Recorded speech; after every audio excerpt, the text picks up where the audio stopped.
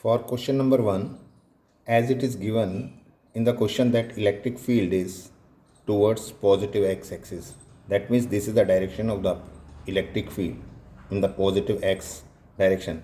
And electric field is given as Ex is equal to 5ax plus 2b, where a and b are constants with dimensions and x it is in meters. So it is the distance. Now A is given as 10 Newton per coulomb per meter and B as 5 Newton per coulomb.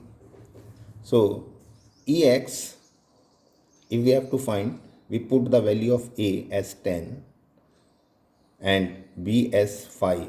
So we have Ex is equal to 50x, 5 into 10, 50x plus 10 Newton per coulomb, because this is the electric field. As electric field is only along positive x direction, so electric flux will be associated with faces M and N only. That means with the faces whose planes are perpendicular to the direction of the electric field. I am saying planes, not the direction of the area. That means direction of the area, if it is perpendicular, then E dot ds will be equal to E ds cos 90, which will be 0. So for two faces M and N, electric field is perpendicular, and for other four faces it is 0. The electric flux will be 0, as the electric field with area will be perpendicular.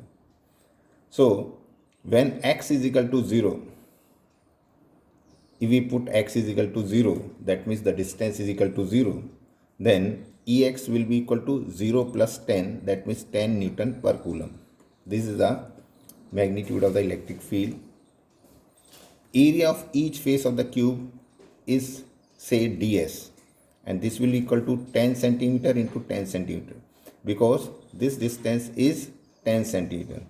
If it is not given in the question, please make it clear that the edge of the cube is 10 centimeter.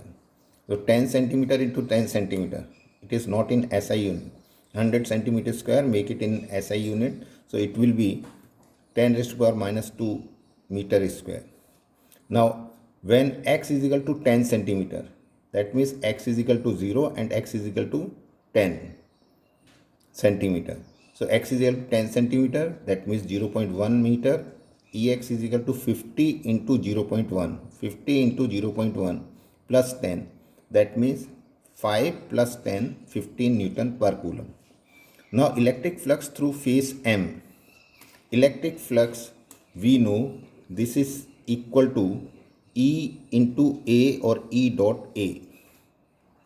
So here E dx cos 180. Why we have taken 180? Because it will be in this direction.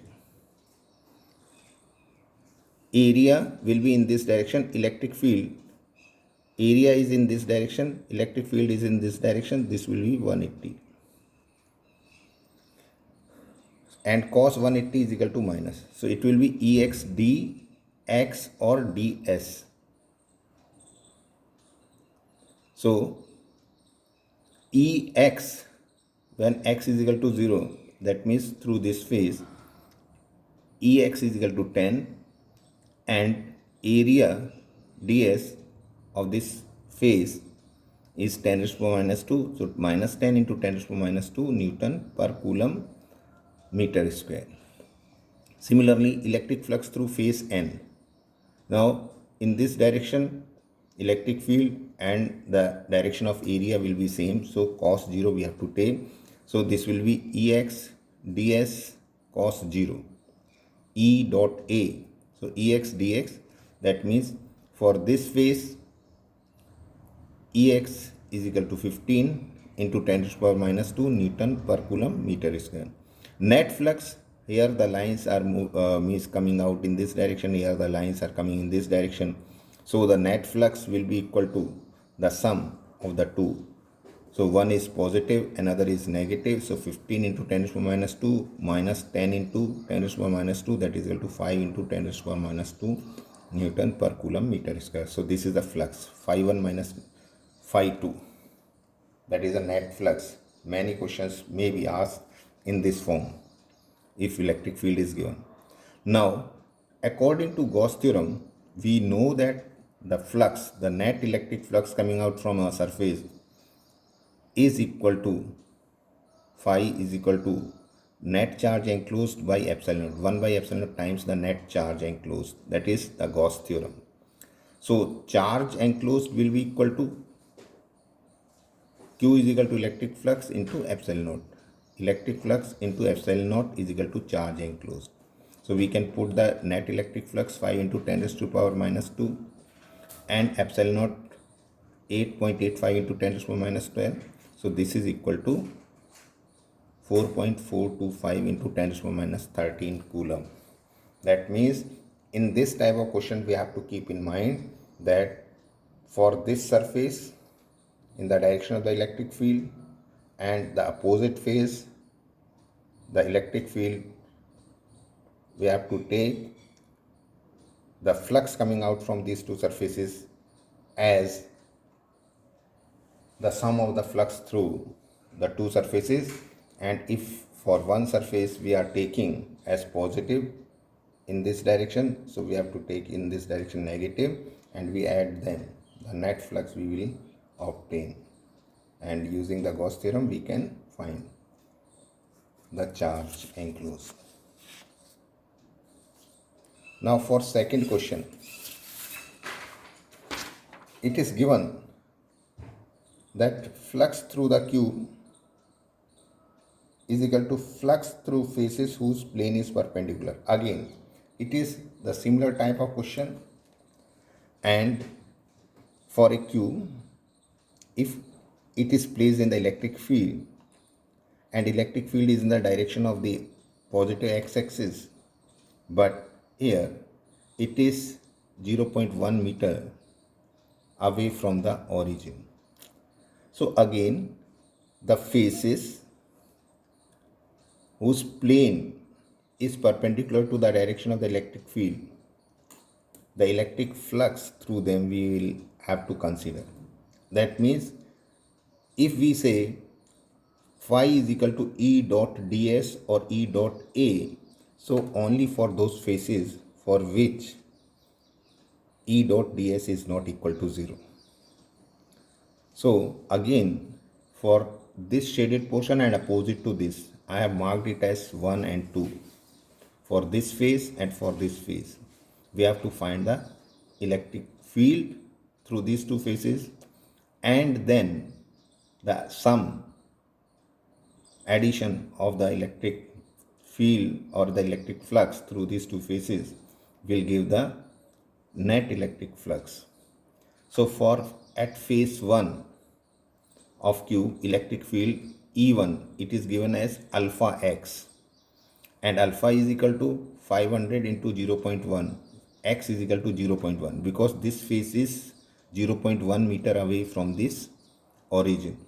So alpha, the value of alpha is 500 and 0.1, it is the distance. So alpha x 500 into 0.1 Newton per coulomb, that is equal to 50 Newton per coulomb. This is the electric field at phase first. Now electric flux through phase 1, again we have to consider electric field is in this direction, the direction of area will be in this direction, outward will be taken as positive. So phi 1 is equal to E dot ds, that means EA. So E dot ds will be equal to E1 ds cos 180. Why cos 180? Electric field is in this direction and electric field is in this direction and area is in this direction, so this will be 180. Cos 180 is equal to minus 1, that's why we can write E1 ds, the value of E1 50, ds 0.1 into 0.1, this is in meters, so minus 50 into 10 to the power minus 2 Newton meter square per coulomb. At the phase 2, we have to keep in mind that what is the distance. So the distance for phase 2, it is 0.1 plus the edge, the distance of the edge, the length of the edge. So this plus this. So as we write E is equal to alpha x, so x we have to take 0.1 plus 0.1. So alpha x is equal to 50 into 0.1 plus 0.1, that means 0.2. So this will be equal to 10 Newton per Coulomb. 50 into 0.2, that is equal to 10 Newton per Coulomb. Now electric flux, say phi 2, will be equal to E dot ds. But here the direction of the electric field and that direction of the area is in the same direction. So theta is equal to 0 degree.